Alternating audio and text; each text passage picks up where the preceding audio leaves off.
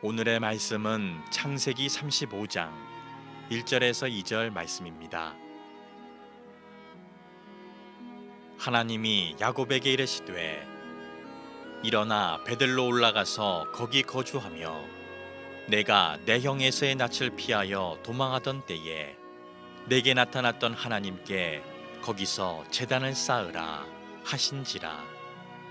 야곱이 이에 자기 집안 사람과 자기와 함께한 모든 자에게 이르되 너희 중에 있는 이방 신상들을 버리고 자신을 정결하게 하고 너희들의 의복을 바꾸어 입으라.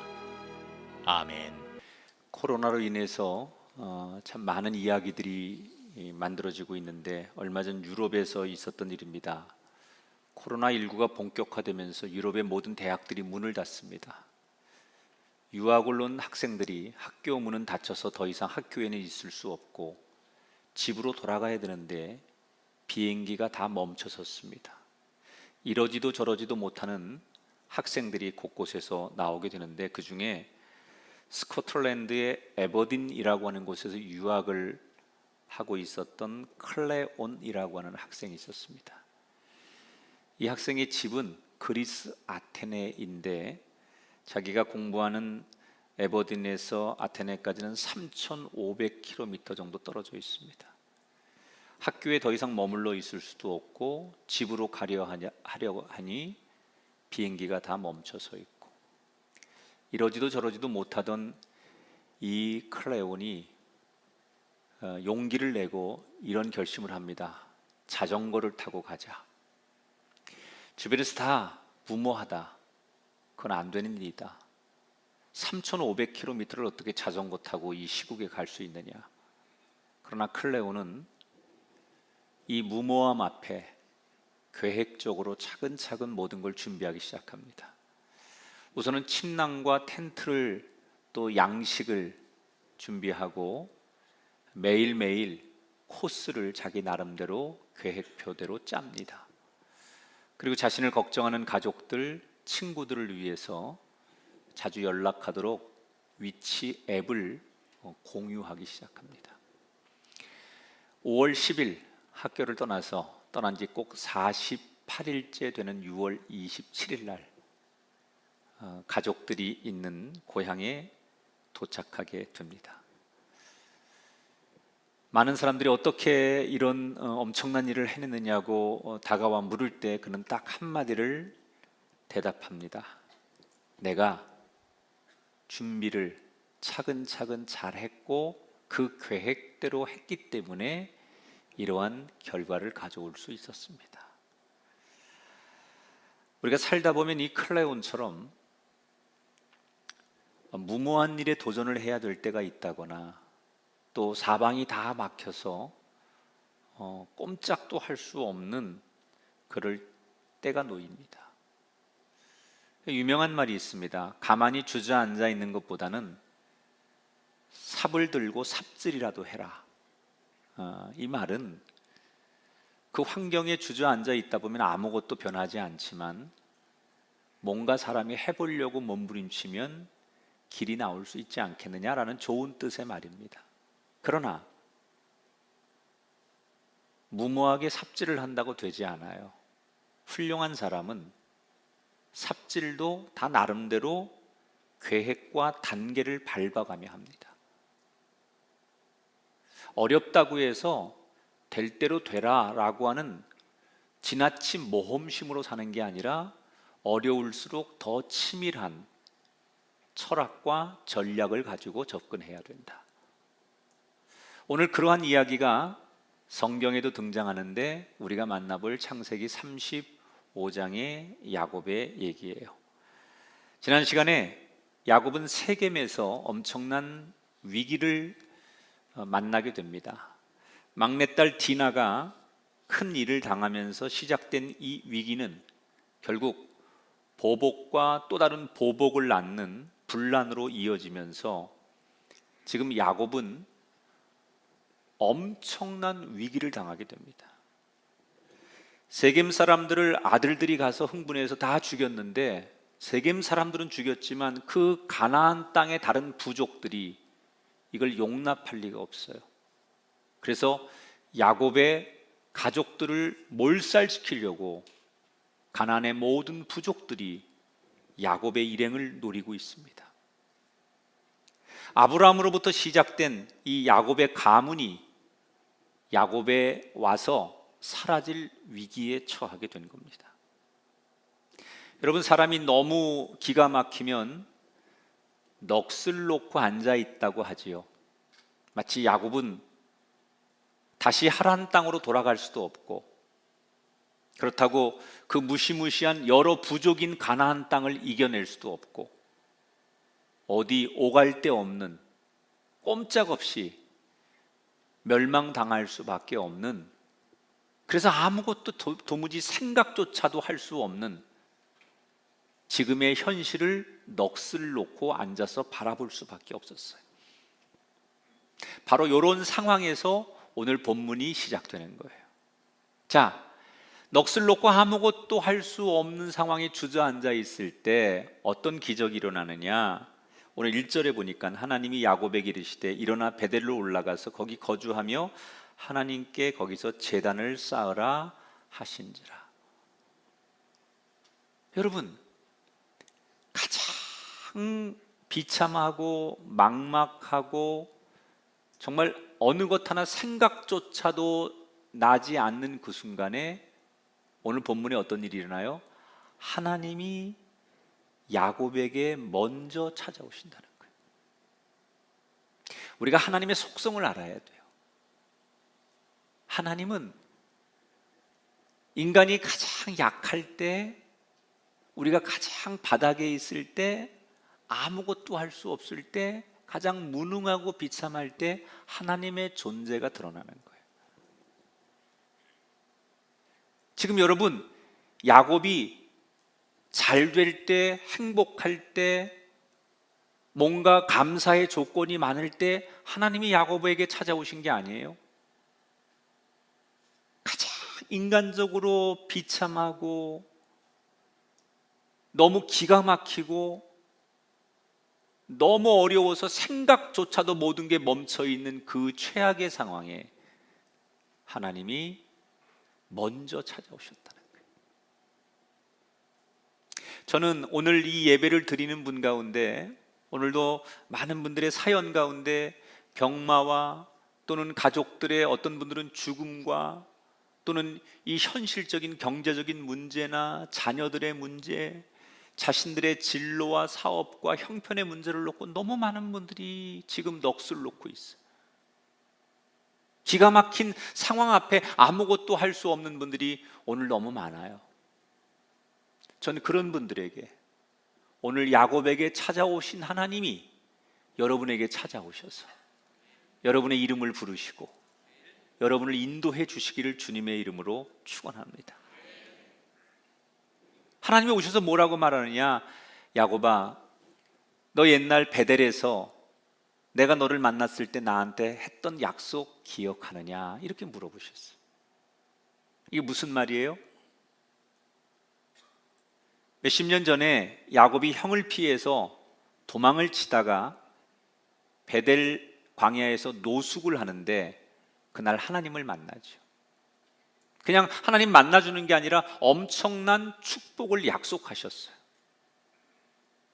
그러니까 야곱이 잠에서 깨어나서 하나님 앞에 너무 감격스러우니까 약속을 하는 거예요. 뭐라고 약속하느냐? 하나님 앞에 야곱이 이렇게 약속해요. 창세기 28장 21절 22절에 보니까 평안히 아버지 집으로 돌아가게 하시오면 내가 기둥으로 세운 이 돌들이 하나님의 집이 될 것입니다. 물론 저는 이 약속이 야곱이 굉장히 의식하고 한 약속이라는 생각은 안 들어요. 꿈을 꾼 거기 때문에 너무 두렵고 떨린 상태에서 자기도 모르게 무심코 한 약속이에요. 그래서 그랬는지 야곱은 그날 하나님 앞에 자기 입으로 한 약속을 금방 잊어버렸습니다. 그런데 문제는 야곱은 잊고 있는 이 약속을 하나님은 기억하고 계신다는 거예요.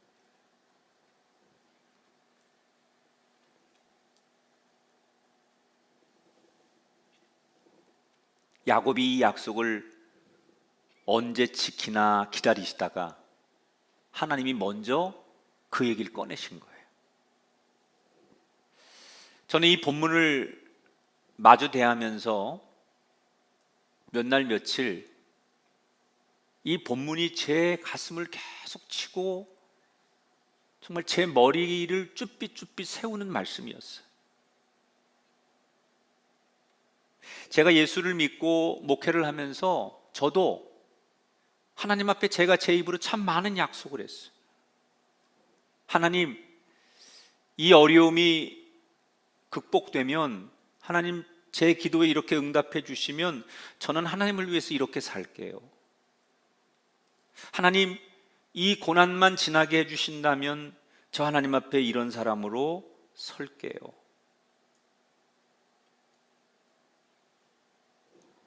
저는 다 그걸 잊어버렸더라고요. 내가 필요한 것만 기억하고 나한테 불리하거나 필요치 않다고 생각하는 것은 다 잊어버리고 있더라고요. 마치 야곱에게 하셨던 하나님이 저에게 물으시는 것 같았어요.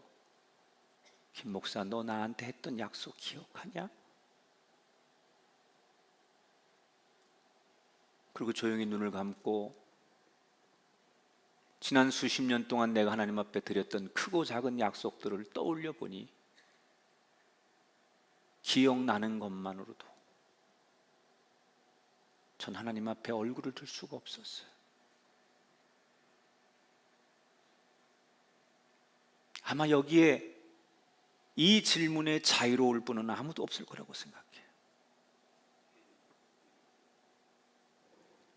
아마 많은 분들이 가장 힘들고 비참하고 어려울 때 하나님 이것만 해결해 주시면 나 하나님을 위해서 이렇게 헌금도 하고요, 이렇게 제가 믿음으로 살 거고요, 제가 하나님을 위해서 이런 사람이 될 거예요, 나 정말 하나님 앞에 이제 다시는 뒤돌아서지 않는 삶이 될 거예요, 이렇게 수없이 우리 울면서 하나님 앞에 약속했을 거예요.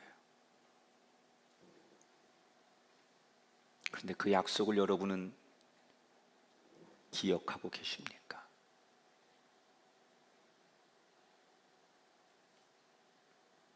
애써 그 약속을 지우고 계시진 않습니까? 하나님이 우리에게 묻고 계십니다. 너는 그 약속을 기억하느냐?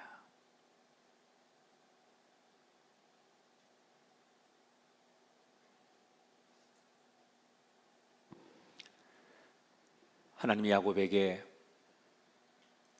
베델로 와라, 더 이상 망설일 이유가 없는 야곱은 온 가족들에게 명령하지요. 우리 모두 베델로 떠날 것이다. 만반의 준비를 해라. 그래서 자녀들, 종들이 다 만반의 준비를 합니다. 짐을 싸고 다 모든 걸 정리해서 이제 다 함께 모여서 야곱의 출발 신호만 기다리고 있는 거예요. 떠나면 돼요. 그런데 바로 그때 야곱이 모든 사람들을 힘들게 하는 한마디를 그 상황에서 던집니다. 2절에 보니까 너희 중에 있는 이방 신상들을 버리고, 아니 애써서 짐을 다 꾸리고 지금 출발하기 직전인데 다시 짐을 다 풀어가지고 거기에 우상들, 그런 신상들, 그런 거 다 버리고 다시 짐을 싸라는 거예요.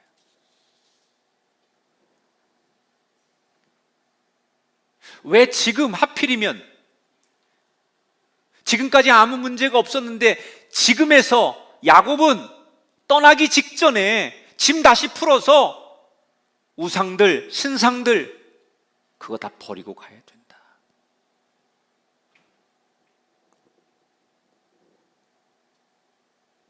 전 여기 야곱의 유명한, 굉장히 나름대로 자기 나름대로 의미 있는 결단을 했다고 생각해요. 지금까지 야곱은 자기 혼자 하나님을 만났어요. 야곱 스스로는 하나님 앞에 늘 하나님을 만나고 하나님과 교통하는 인생을 살았어요.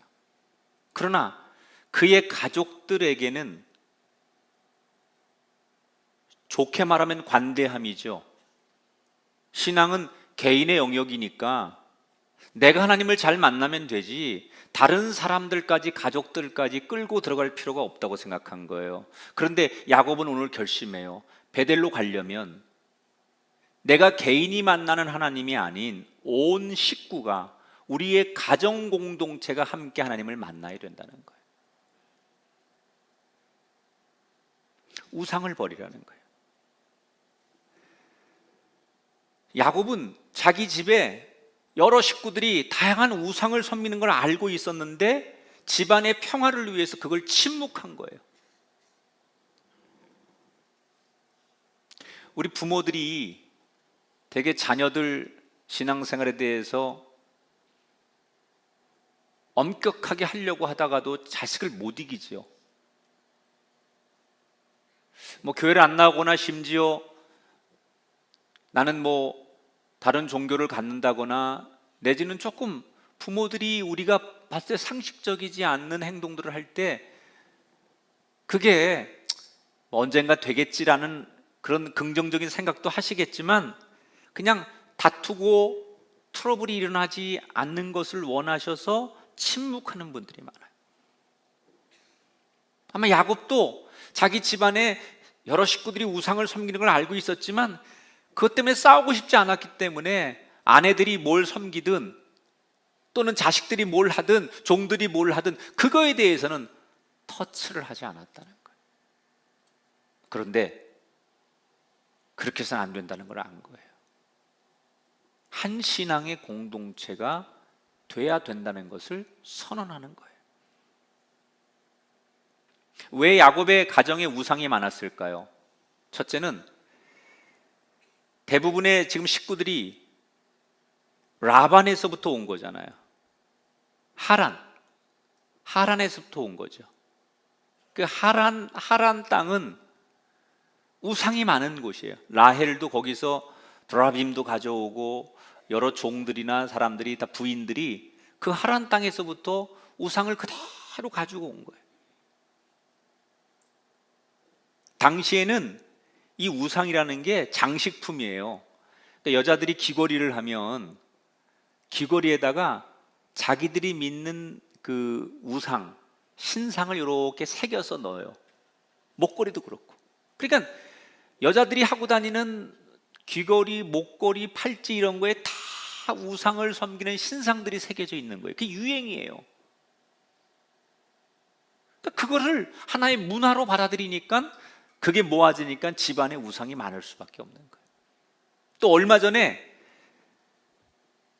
딸 디나 때문에 세겜 사람들을 학살하는데 그 아들들이 가서 세겜을 약탈할 때 제일 많이 돈이 되고 귀중하게 여기는 걸 전부 뺏어오는데 그때 약탈한 것 중에 대부분이 우상과 관련되어 있는 거예요.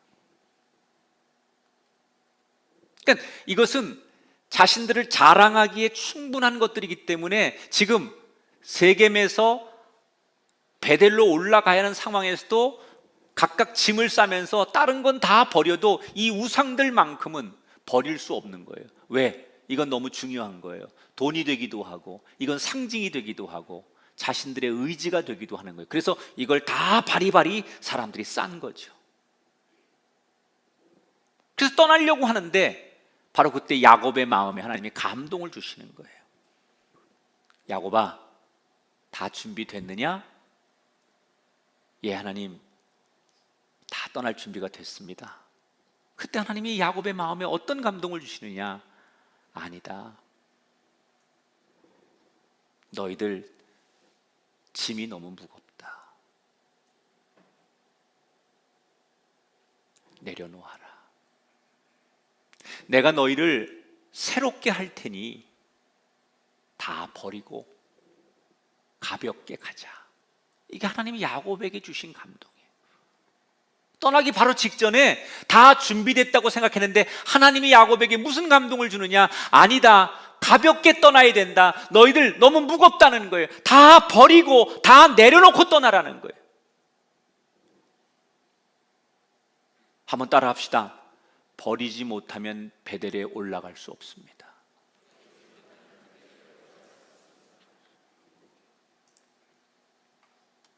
그때서 야곱이 깨달은 거예요. 하나님을 예배하러 이제는 그 길밖에 없는데 그 베델로 가면서 아직도 세상에 우리가 의지하고 자랑하고 우리가 기댈 수 있는 것들을 가지고 간다는 자체가 이중적이고 이건 예배자의 자세가 아니잖아요. 그래서 온 가족들에게 불필요하지만 짜증내는 거 알지만 명령하는 거예요. 짐 다시 풀어라. 그리고 우상과 신상들을 다 가지고 나와라. 온 가족들이 투덜대며 각자 가지고 있던 우상과 장식품들을 야곱 앞에 갖다 놓자 야곱이 그것들을 모아서 지난 10년간 살던 장막 근처의 나무 밑에 그걸 다 파묻어 버려요. 그리고 비로소 세겜에서 30km 떨어진 베델로 가기 시작하는 거예요. 자, 가는 내내 야곱의 가족들은 불안했어요. 첫째, 지금 이 가나안의 부족들이 자기들을 노리고 있는 거 아니에요? 그러면 어디서 어떤 공격이 올지, 보복이 닥칠지, 또 베델에 가면 우리가 잘 살 수 있을지 확신이 안 서는 거예요. 그런데 더군다나 우상까지 다 버린 거예요. 그나마 마음의 위로가 되고 뭔가 좀 불안할 때마다 의지하고 자기들이 붙잡을 수 있는 우상까지 다 버렸어요. 이제 더 이상 의지할 게 없는 거예요.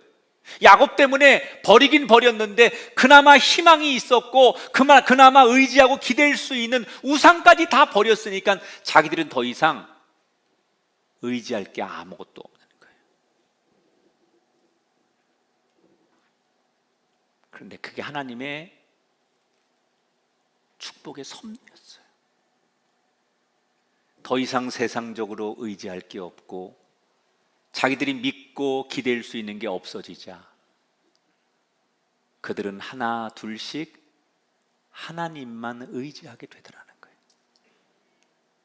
우리가 세상에 살면서 여전히 하나님을 온전히 의지하지 않는 이유 중에 하나는 아직도 내가 세상에 기댈 수 있는 게 존재하기 때문에 그런 거예요.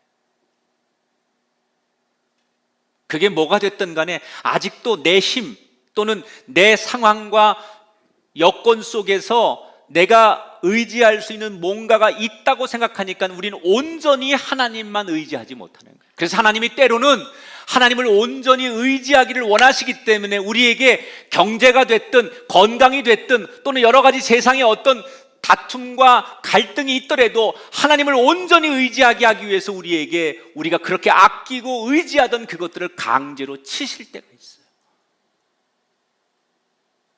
왜? 그걸 버리는 게 고통이지만 그걸 버려야 하나님을 온전히 의지하게 되거든요.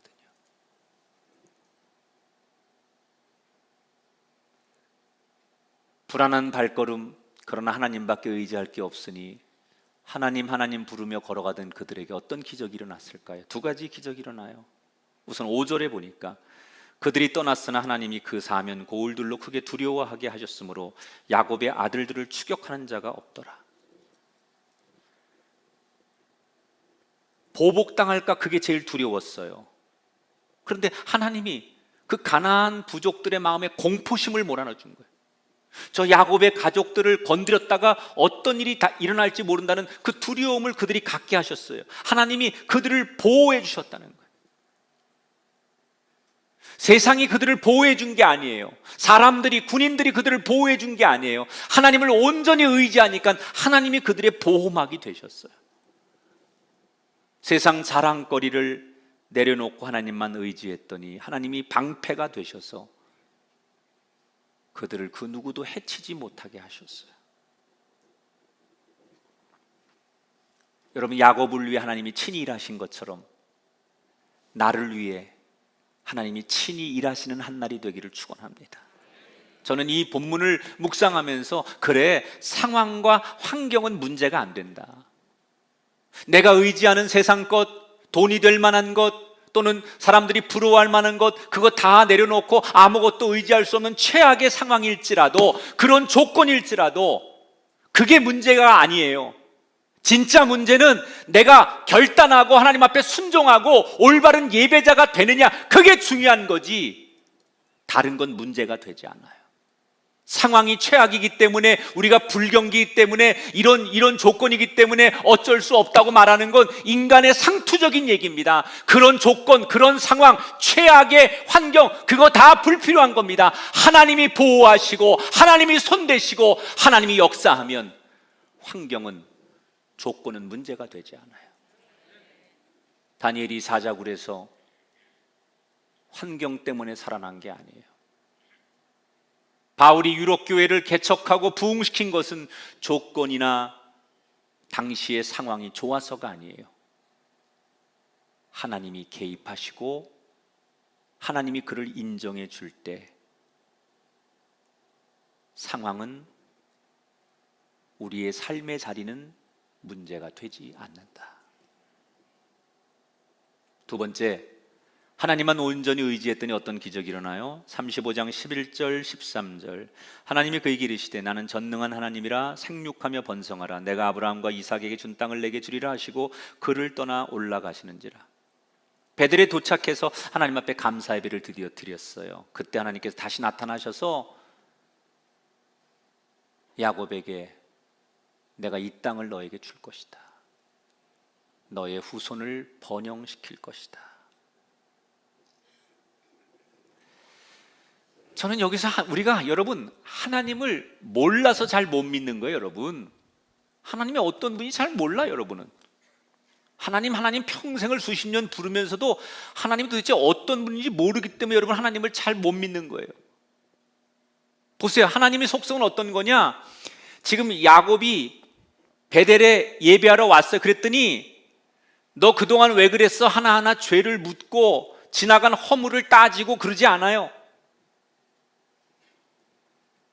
그냥 첫사랑을 회복하려고 예배의 자리에 진정한 예배자로 나온 것만으로도, 다시 돌아온 것만으로도 하나님은 그 자체로 복을 주시는 분이에요.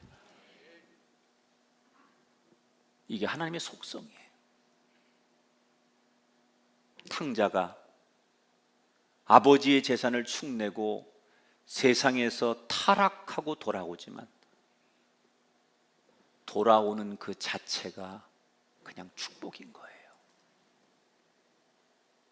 너무 하나님 앞에 뭘 잘하려고 하지 말아요. 인간적인 행위를 통해서, 뭔가 과정을 통해서 하나님 앞에 보상시켜 드리려고 하지 말아요. 그냥 여러분이 진정한 예배자가 되고 진정한 첫사랑을 회복하려고 하는 여러분의 그 영혼의 간절함만 있다면 하나님은 그 자체로 여러분을 축복하십니다. 더 이상 아무것도 필요치 않다는 거예요. 인간의 노력이나 우리가 뭔가 작품을 만들어내야 되는, 하나님은 그런 것을 원하시는 게 아니에요. 나는 네 자체가 좋단다. 네가 나에게 돌아왔다는 것만으로도 나는 그거면 된다.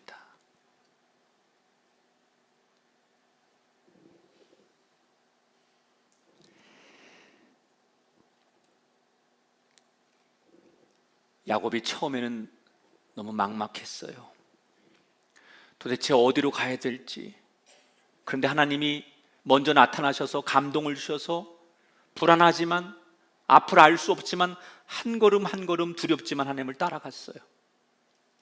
그랬더니 그 베델에서 하나님의 엄청난 축복을 다시 한번 약속받게 되더라는 거예요. 여러분, 이 야곱이 축복을 받을 수 있었던 비결 한 가지가 뭐예요? 베델로 떠나기 전에 했던 그 한 가지, 나를 빛나게 해주고 내가 의지하고 내가 그렇게 자랑하던 그것들을 내려놓고 버린 것, 이것 때문에 하나님이 그를 축복하신 거예요. 지금 우리 교회에서는 아마 전 세계 최초로 교회에서 공식적으로 온라인 대신방이라는 걸 하고 있어요. 이거 우리 교회가 제일 처음 한 것 같아요. 앞으로 기독교 역사에 온라인 대신방 누가 시작했을까요? 라고 했으면 2020년 코로나19가 한참일 때 대한민국 안산 꿈의 교회가 교인들에게 위로와 은총을 전하기 위해 온라인 대신방을 시작하다, 이렇게 언젠가 역사의 한 페이지에 써 있을 거예요. 제가 굉장히 이 온라인 대신방을 하면서 많은 목사님과 사역자들로부터 보고를 받아요. 근데 들어보면 그동안 코로나로 인해서 가정의 문이 닫혔는데 온라인 대신방, 영상이지만 그렇게 대신방을 해서 한 가정 한 가정 다 이름 부르고 축복하고 찬양 부르고 말씀을 나누면서 기도 제목을 나눠보면 예측은 했지만, 예상은 했지만 예상보다 훨씬 더 막막하고 답답하고 그리고 참 딱한 사정을 가진 성도들의 이야기가 많이 들어와요, 기도 제목으로. 그래서 그 기도 제목을 받고 가슴이 참 먹먹해지고 기도하다 보면 눈물이 나고, 또 우리 목사님들도 그런 가정들 신방하고 돌아오면 너무너무 안타까운 얘기들을 저한테 전해요. 상황들이 너무 안 좋구나. 그러나 지금 최악의 상황, 마치 야곱이 넋을 놓고 아무것도 할 수 없는 그 상황처럼 놓인 여러분에게 제가 꼭 드리고 싶은 얘기가 있어요. 너무 기가 막히고 너무 힘들어서 아무것도 할 수 없기 때문에 될 대로 되라, 그리고 모험하면 안 돼요. 무작정 가면 안 돼요. 여러분이 제일 먼저 해야 될 게 있어요. 하나님 앞에 이 최악의 순간에서 다시 일어서야 되는데 일어서기 전에 할 일이 있어요. 그동안 내가 너무 자랑하고 내가 너무 의지해서 하나님 온전히 의지하지 못하게 했던 내 세상의 자랑거리들, 내 안의 장식품들을 버려야 돼요. 하나님이 그걸 원하시는 거예요. 베델로 돌아오는 게 문제가 아니라 어떤 마음으로 오느냐, 어떤 자세로 오느냐, 뭘 가지고 오느냐예요. 그런데 하나님은 내가 예배의 자리에 하나님 앞에 나오는데 여전히 내가 의지하던, 내가 세상에서 기대고 있는 그런 것들을 한 손에 들고 나오는 걸 원하지 않는다는 거예요. 다 버리고 나오라는 거예요. 빈손으로 나오라는 거예요. 그냥 너 자체로 나오라는 거예요. 이 위기의 순간에 내가 그렇게 붙들고 있는 자랑거리들, 내 내면의 장식품들, 그게 학력이 됐든, 어떤 분에게는 직장이든, 어떤 분에게는 인기든, 세상 사람들이 나에게 주었던 명함, 직책, 이런 모든 것들, 하나님을 의지하는데 방해가 됐던 내 자랑거리를 이제는 다 내려놓으시고 가볍게 하나님께 가셔야 된다는 거예요. 마치 베드로가 재물을 버리고 주님을 따랐듯이, 바울이 자기의 성공을 버리고 주님을 따랐듯이, 세상 즐거움 다 버리고 세상 자랑 다 버렸네. 세상 즐거움, 세상 자랑 버리는 그 순간 우린 진정한 하나님을 예배하는 베델의 주인공이 될 줄 믿습니다.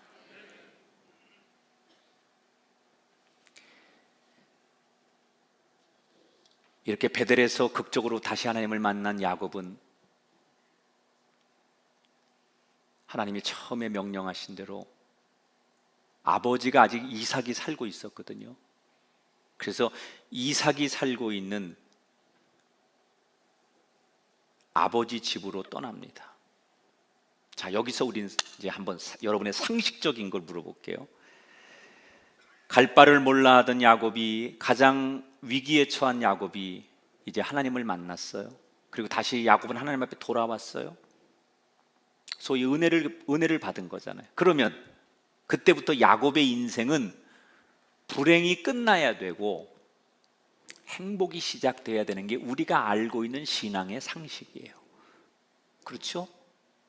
야곱이 회개하고 하나님 앞에 돌아왔어요. 그리고 하나님은 야곱을 축복했다고 약속했어요. 모든 게 다시 정상화됐어요.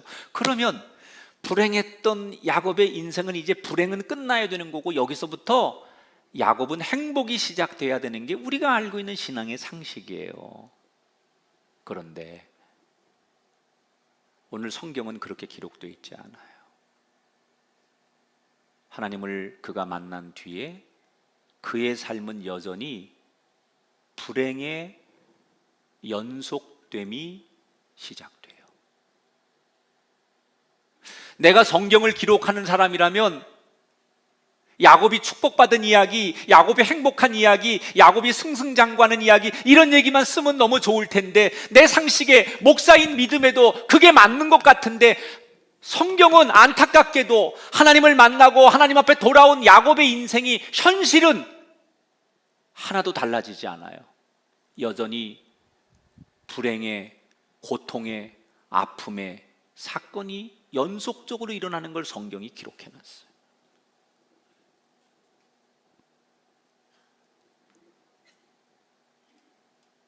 야곱이 어떤 불행을 계속 만나느냐? 첫 번째, 어머니 리브가의 유모였던 드보라가 죽어요. 그러니까 자기를 어릴 때부터 키워준 유모죠. 유모고 드보라가 죽는데, 이 드보라는 자기 어머니 리브가가 하란에서부터 올 때 같이 어머니를 따라왔던 몸종이에요. 그리고 야곱 쌍둥이가 태어났을 때부터 그 아기를 받아서 어릴 때부터 먹였던 정말 엄마 같은, 그러니까 할머니 같은 유모죠. 근데 언제 만나는지 성경에 안 나오는데, 아마 엄마 리브가가 고향에서 죽었을 때 그 어머니가 가장 보고 싶었던 아들 야곱을 그리워하니까 어머니의 죽음을 알려주기 위해서 야곱에게 왔다가 야곱과 함께 살면서 그냥 할머니 같은 그런 존재예요. 얼마나 야곱이 이 드보라가 귀중했는지 성경에 보면 이 할머니 같은 유모 드보라가 죽었을 때 통곡하며 웁니다. 그래서 그의 시신을 상수리 나무 밑에 묻어서 거기를 통곡의 상수리 나무라고 불러요. 신분적으로 보면 이 드보라는 몸종이에요. 드보라는 이방 여자예요. 그런데 그의 신분이 중요한 게 아니에요. 그가 어떤 삶을 살았는지 그의 죽음이 말해주는 거예요. 얼마나 고귀한 인생을 살았는가. 그래서 야곱이 얼마나 통곡하며 우는지. 아마 엄마의 빈자리를 그렇게 보여주던 상징과 같은, 엄마와 같은 그 역할을 해줬던 드보라가 떠난 거에 대해서 너무너무 큰 충격을 받아요. 두 번째, 어떤 불행이 오느냐? 이 야곱의 큰아들 장자가 루벤인데, 이 루벤이 라헬의 여종이자 루벤의 이복 어머니인 빌하와 근친 상간을 해요. 완전히 이거는 정말 갈 때까지 가는 거죠. 아버지 부인하고 동침을 했다는 거예요. 이 사건이 여기서 일어나요. 베델에 올라가서 하나님을 만난 뒤에 이런 엄청난 일들이 가정 안에 일어나요.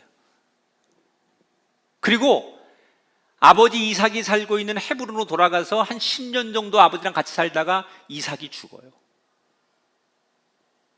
그러니까 힘든 일이 야곱에게 계속 일어나는 거예요. 그런데 가장 힘든 일이 뭐냐? 베델에서 떠나서 갈 즈음에, 하나님을 만나고 갈 즈음에 자기가 제일 사랑하는, 평생 의지했던 자기의 연인, 부인 라헬이 죽습니다. 어떻게 죽느냐? 이 라헬이 가나안 땅에 와가지고 드디어 둘째 아이를 임신합니다. 그런데 노산이니까 아이를 어렵게 임신해서 이 아이를 낳다가 아이가 태어나면서 산모는 죽는 거예요. 라헬이 여기서 죽습니다. 이 라헬이 죽으면서 아기가 어렵게 막 산고를 통해서 태어났는데 노산으로 아기가 응애 울면서 자기는 죽는 거예요. 직감적으로. 그러면서 그 아기를 보면서 한마디를 남기죠. 아기 이름을 뭐라고 부르냐? 베노니라고 불러요. 베노니. 베노니라는 말은 우리말로 해석하면 슬픔의 아들이요, 그런 뜻이. 네가 태어나면서 내가 죽고 너를 태어나게 함으로 내가 고통스러웠기에 너는 슬픔의 아들이로다. 이렇게 이름을 베논이라고 부르고 죽어요. 라헬이. 한쪽 팔이 떨어지는 것 같은 고통을 느끼는 거예요, 야곱이. 라헬이 죽는 걸 상상을 하지 못했다가 라헬이 여기서 죽고 이 야곱은 엄청난 충격을 받아요.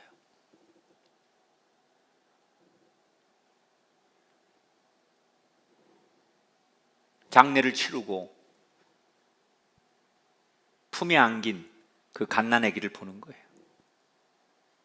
라헬이 죽으면서 아기 이름을 뭐라고 불렀다고요? 베노니라고 불렀다는 거예요. 이때 야곱이 한참 그 아기 얼굴을 바라보다가 가족들에게 이렇게 명령합니다. 이 아기 이름을 내가 다시 짓는다. 이 아기 이름은 베노니가 아니라 베냐민이라고 불러라. 베냐민이라는 뜻은 오른손의 아들이라는 뜻이에요. 야곱이 아기들을 낳아서 자녀들을 낳아서 자기가 이름을 지어준 아이가 없어요. 유일하게 베냐민만 야곱이 이름을 지어줘요. 왜 야곱은 이미 이름이 있는 아기 이름을 의도적으로 자기가 바꿔준 걸까요? 여기 아주 중요한 의미가 있다는 거예요. 사랑하는 라헬을 잃고 너무나 큰 절망에 빠졌어요. 그래서 야곱도 마음 같아서는 그 아기 이름을 베논이라고 부르고 싶었어요. 지금 상황은 슬픔이에요. 온통 절망이야. 그래서 베논이라고 부르는 게 딱 맞는 거예요. 그러나 야곱은 내가 이렇게 슬퍼만 하고 절망만 할 수 없다. 힘을 내자. 희망의 끈을 놓지 않았다는 거예요. 이건 야곱의 의지를 보는 거예요. 내가 아무리 지금 하나님을 만난 뒤에도 내 현실은 절망의 고통의 파도가 계속 밀려오지만 나는 절대로 굴복하지 않겠다. 하나님이 계시는 동안 하나님이 계신 게 맞다면 나는 절대로 주저앉지 않겠다. 어떤 고난이 내게 올지라도 나는 절대로 포기하지 않겠다라고 하는 야곱의 신앙적 고백이 들어있는 거예요. 여러분, 이게 야곱의 이야기만으로 끝나는 게 아니에요. 우리들의 이야기예요.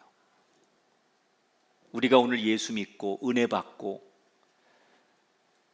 이제 하나님 앞에 온전히 살아보겠다고 이렇게 나와 앉아있고 신앙생활 잘 하려고 하는데 우리의 삶은 여전히 현실이 그대로인 사람들. 아니, 은혜 받기 전에 하나님 앞에 내가 돌아서기 전보다 더 시련과 고통과 불행이 많아서 예수를 믿어도 아무것도 나아진 게 아니라 오히려 더 고통스러워서 오늘도 상처받고 눈물 흘리는 우리 성도들의 모습, 여러분의 모습 아닙니까?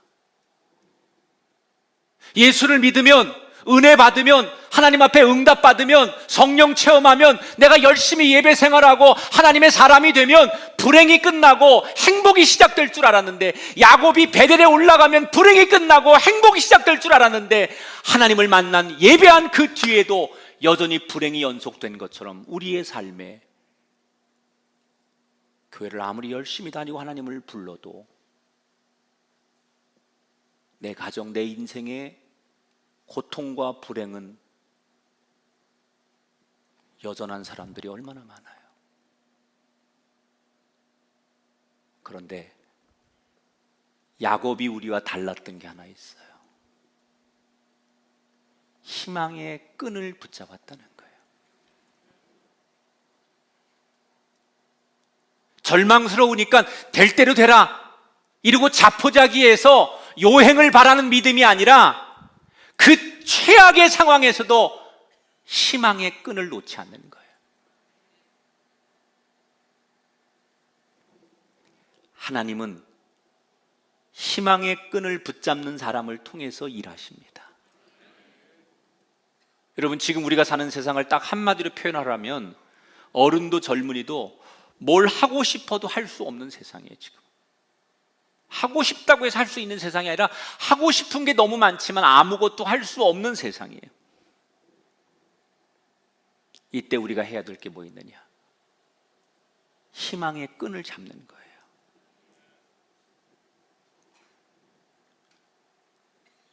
여러분, 다윗이 어떻게 골리앗과 맞설 수 있었습니까?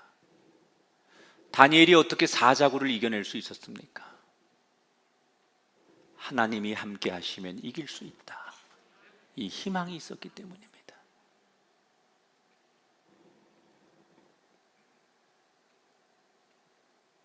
우리가 아무리 힘들어도, 상황은 아무것도 변하지 않아도 하나님이 계시는 한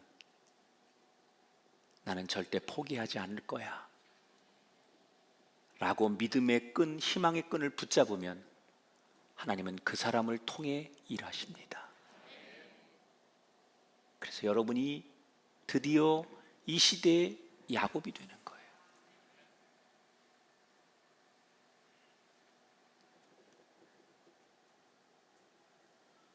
길이 막혔다고 주저앉으면 안 돼요. 뭐라도 해봐야죠. 삽질이라도 해야죠. 그러나 생각 없이 삽질하는 사람이 아니라 영혼의 삽을 들고 하나님이 주신 말씀과 정해진 길을 택할 수 있는 영혼의 삽질을 하는 사람이 돼야 돼요. 그러기 위해서 오늘 두 가지를 기억해야 돼요. 따라합시다. 가벼워져야 합니다. 다시 한번, 가벼워져야 합니다. 가벼워지려면 버리셔야 돼요. 바다 한복판에서 오직 생명만을 생각하는 사람은 부귀영화, 계약서, 보물, 돈, 가치가 없는 거예요. 버려야 삽니다. 마지막 하나님이 쓰시는 사람은 똑같은 상황에서도 희망의 끈을 놓지 않는 사람입니다. 절망 중에도 일어나서 길을 만든 야곱의 인생이 저와 여러분의 인생이 되기를 다시 한번 주의 이름으로 축원드립니다. 마음으로 보내 내 몸을 감싸며 주어지는 평안함 만족함을 느끼네. 사랑과 진리의 새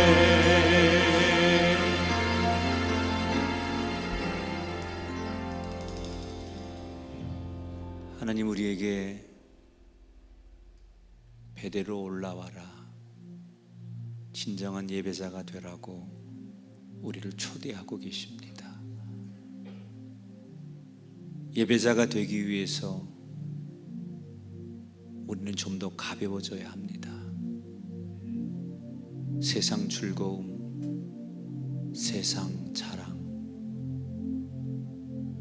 내가 믿고 의지할 수 있는 건 내려놓고 하나님 한 분만 의지하는 것이 진정한 예배임을 고백합니다. 우리의 삶의 자리가 날마다 예배가 되게 하시고 하나님만 바라보는 처소가 되게 해 주옵소서. 모두가 절망을 이야기하고 있을 때 그래도 새로운 생명이 태어나듯이 하나님의 창조의 질서와 섭리는 운행되고 있음을 믿습니다. 하나님이 계시는 한 노아 홍수 때도 희망이 있었던 것처럼 이 땅에 희망의 끈을 놓지 않게 하시고 야곱처럼 슬픔과 절망의 이름을 부르기 전에 희망의 하나님의 이름을 부르는 우리가 되게 하여 주옵소서. 여러 곳에서 예배하는 성도들, 이 자리에 나와 예배하는 성도들, 아픔과 눈물과 현실의 벽에서 주저앉은 사람들, 저들에게 하나님의 위로가 필요하오니 주여 위로자가 되어 주시고 저들을 보듬어 주시옵소서. 특별히 병마로 세상의 근심과 걱정으로 넋을 놓고 있는 성도들을 향하여 주 예수 그리스도 이름으로 명하노니 질병에서, 고통에서, 어둠에서 일어날지어다. 우리가 드리는 귀한 예물을 기뻐 받아 주옵소서. 하나님, 가난한 가운데 드려지는 그 진정한 예물을 받으시고 하나님 앞에 산 제물이 되게 하옵소서. 이제는 우리 주 예수 그리스도의 은혜와 하나님 아버지의 극진하신 사랑하심과 성령님의 감화 감동 역사하심이 진정한 예배자 위에 영원토록 함께하기를 축원하옵나이다.